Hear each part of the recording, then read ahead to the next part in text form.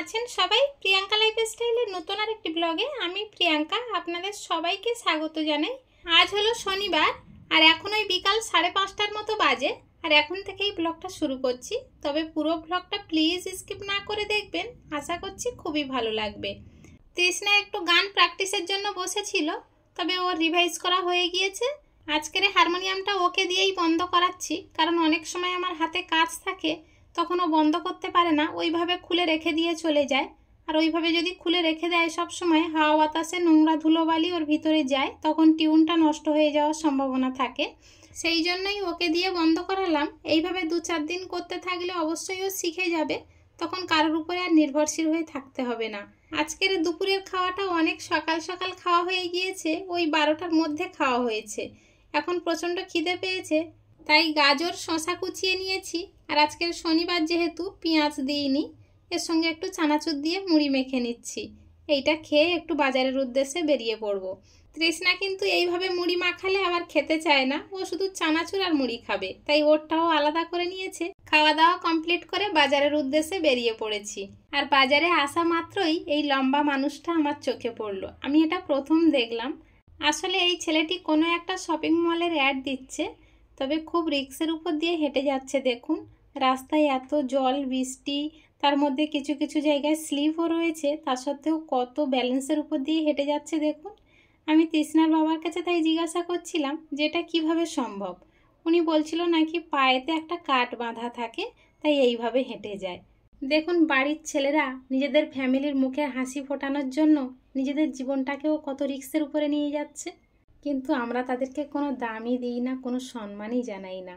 সব সময় বলতে থাকি তোমরা কি করো, বাড়ির বাইরে তো কাজ করো, বাড়ির সংসারের কাজগুলো কি করে দেখো।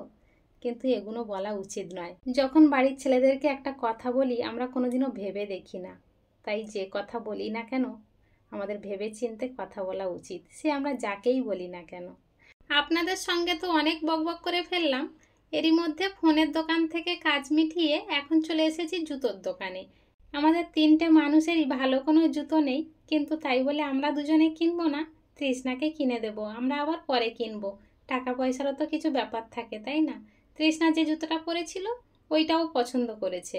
আমি একটা জুতো দেখাচ্ছিলাম, ওটা আবার ওর পছন্দ হয়নি, তাই ও যেটা পছন্দ করেছে সেটাই নিয়েছে। আমি দেখছিলাম যে আমার পায়ের জুতো, কিন্তু টাকা পয়সার সমস্যার জন্য আজকের জুতোটাও নিতে পারলাম না। এখানে জুতোগুলো ভারী সুন্দর লাগছিল, কিন্তু সবার পায়ে তো আর সব কিছু মানায় না।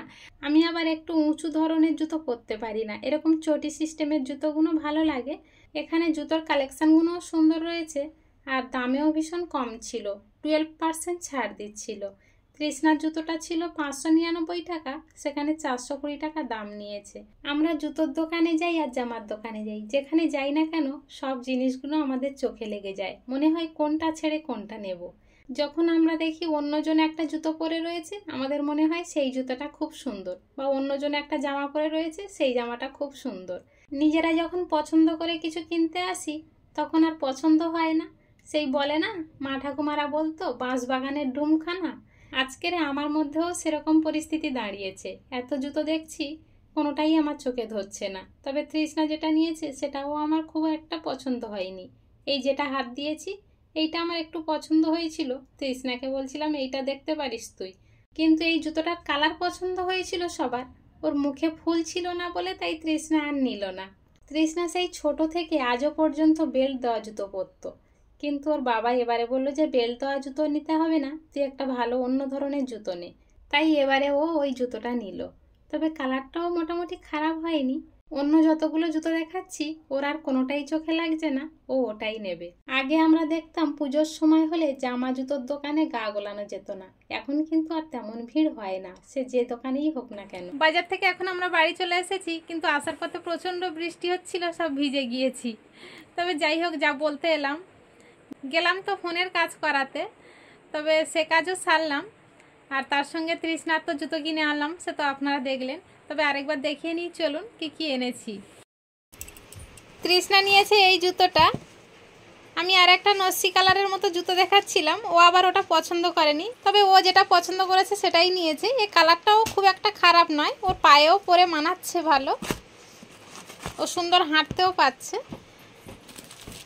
আর আসার পথে কিছু বাজার করে নিয়ে এসেছি। বাজার বলতে এই যে মশা মারা ধূপ, এর মধ্যে আছে লবণ, কোলগেট, নারকেল তেল, হলুদ আর ফেস ওয়াশ, এই নিয়ে আসা হয়েছে। আর এনেছি আমার শাড়ির জন্য দুটো ফলস। চলুন তাহলে আজকের ব্লগটা আর বেশি বাড়াচ্ছি না, বৃষ্টি হচ্ছে প্রচণ্ড, আপনারা হয়তো বুঝতে পারছেন। আজকের ব্লগটা তাহলে এখানেই শেষ করছি। দেখা হচ্ছে খুব শীঘ্রই নতুন আরেকটি ব্লগের সাথে। ততক্ষণ পর্যন্ত সবাই ভালো থাকবেন, সুস্থ থাকবেন, সাবধানে থাকবেন। আর ব্লগটি কেমন হলো অবশ্যই কমেন্টে জানাবেন। সবাই ভালো থাকবেন, সুস্থ থাকবেন, সাবধানে থাকবেন।